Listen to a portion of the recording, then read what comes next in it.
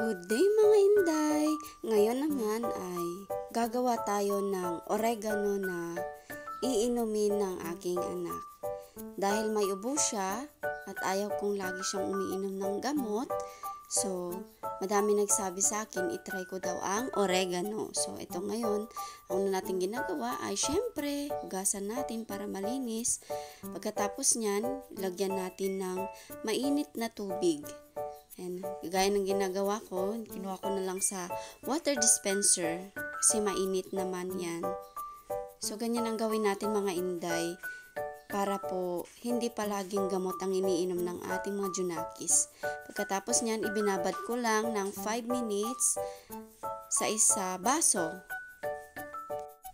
After 5 minutes nga mga Inday, itapon na natin yung mga nilagay nating mainit na tubig. May mga talaga, ganun. Pagkatapos itapon, dikdikin naman natin.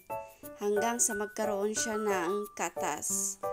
Ayan, dikdik lang ng dikdik. Pagkatapos nating dikdikin, makikita nyo, mayroon na siyang katas na kulay brown kasi naluto na yung oregano natin. Pero hindi siya yung lutong-luto, mga Inday. Nang sa ganun, hindi mawala yung ano ba tawag nito mga Inday? Yung pectus niya. Ayan, nilagay na natin ngayon. So, papainom na natin kay baby. Nakagawa ako dyan ng 10 ml.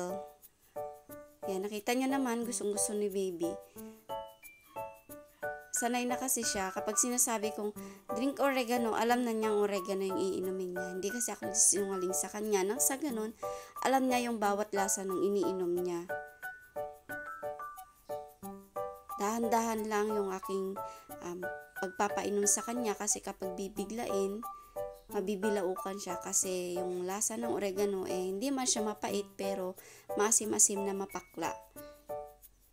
Pero ang maganda niyan, nagustuhan ng aking anak kahit na medyo nanginig-ginig.